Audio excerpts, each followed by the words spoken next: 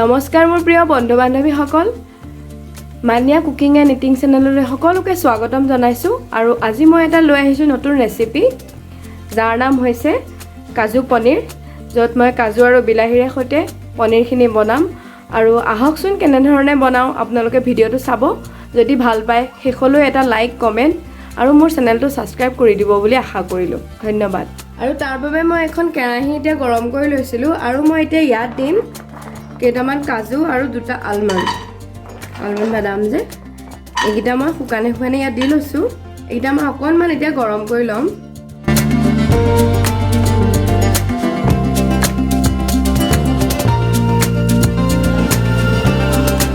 আৰু এইকেইটা মোৰ গৰম হৈ গৈছে এতিয়া মই এখন প্লেটলৈ উঠাই ল'ম আৰু মই এতিয়া ইয়াত দিম অকণমান ৰিফাইন অইল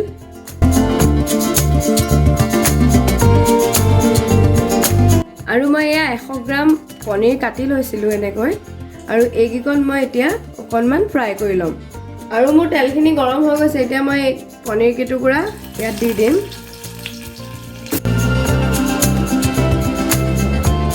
আৰু মই অকণমান ৰঙচুৱা হোৱালৈকে ফ্ৰাই কৰি ল'ম আৰু মোৰ পনীৰ কেইটুকুৰা ফ্ৰাই কৰা হৈ গৈছে এতিয়া মই উঠাই ল'ম প্লেট এখনলৈ আপোনালোকে যদি বিচাৰে পনীৰখিনি ফ্ৰাই নকৰিলেও হ'ব কিন্তু মই আজি পনীৰখিনি অকণমান ফ্ৰাই কৰি লৈছোঁ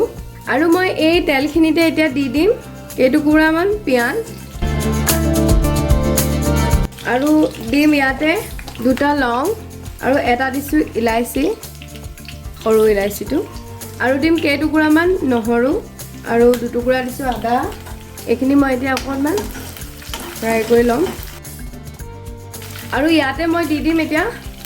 কাটি লৈছিলোঁ মই এনেধৰণে বিলাহী ইয়াত দি দিছোঁ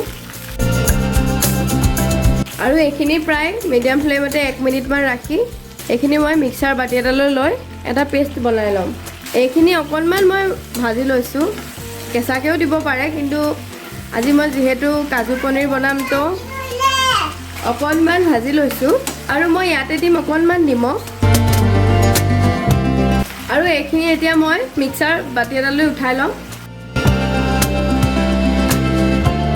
আৰু মই তেলখিনি উঠাই লোৱা নাই মই অকণমান এনেকৈ টুকি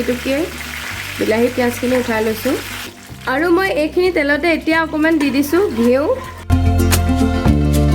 গেছটো একেবাৰে ল' ফ্লেমত লৈছোঁ আৰু ইয়াত দিম কেইটামান মই এতিয়া চফ আৰু দিম কেইটামান জিৰা গোটা জিৰা আৰু দিম 1 চামুচ ধনিয়াৰ পাউডাৰ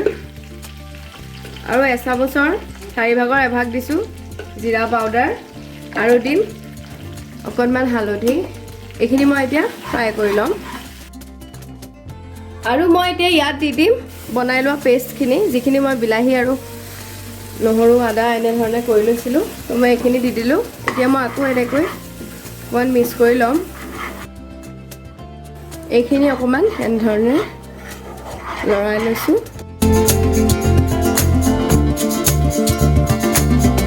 আৰু প্ৰায় 2 মিনিটমানৰ কাৰণে মই এইখিনি ল' ফ্লেমত ঢাকি ৰাখিম আৰু মোৰ এই 2 মিনিট হৈ গৈছে এইখিনি ভালদৰে ইয়াত পানীখিনি শুকাইছেগৈ আৰু মই এতিয়া ইয়াত দি দিম কাজু আৰু যিখিনি মই আলমণ্ড লৈছিলোঁ সেইখিনি মই এটা পেষ্ট বনাই লৈছিলোঁ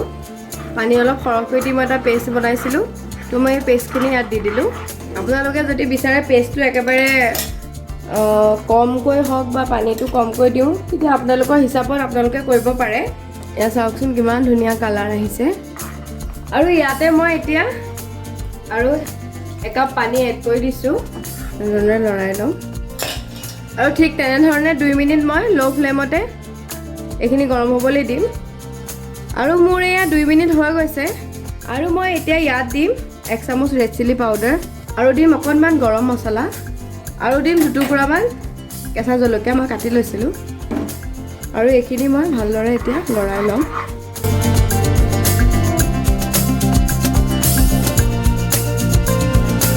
এনেদৰে পনীৰ চব্জিকণ খাই কিমান ভাল লাগে আপোনালোকে এদিন ঘৰত বনাই চাবচোন আৰু আলহী আহিলেও আপোনালোকে বনাই খুৱাব ইয়াৰ টেষ্টটোৱে বৰ ধুনীয়া আৰু এনেদৰে চব্জিকণ বনালে ল'ৰা ছোৱালীয়েও খাই বৰ ভাল পায় আৰু মই ইয়াত এতিয়া দি দিম ফ্ৰাই কৰি থোৱা পনীৰ কেইটুকুৰা মই পনীৰ কেইটুকুৰা বৰ কমকৈ লৈছোঁ আৰু আপোনালোকে যেনেধৰণে বিচাৰে পৰিমাণটো বঢ়াই ল'ব পাৰে আৰু মই এতিয়া এনেধৰণে লৰাই দিম। এতিয়া মই গেছটো মিডিয়াম ফ্লেমতে থৈছোঁ, মজলীয়া কৰি থৈছোঁ, একেবাৰে কমাই থোৱা নাই, বৰ বেছি বঢ়াইও থোৱা নাই। আৰু এয়া চাওক, আজি মই কাজু দিয়া পনীৰৰ চব্জিকণ ৰেডি কৰি পেলালোঁ আৰু আপোনালোকেও ঘৰত এনেধৰণে বনাই চাব আৰু মোৰ ভিডিঅ'টো চাই কেনেকুৱা পালে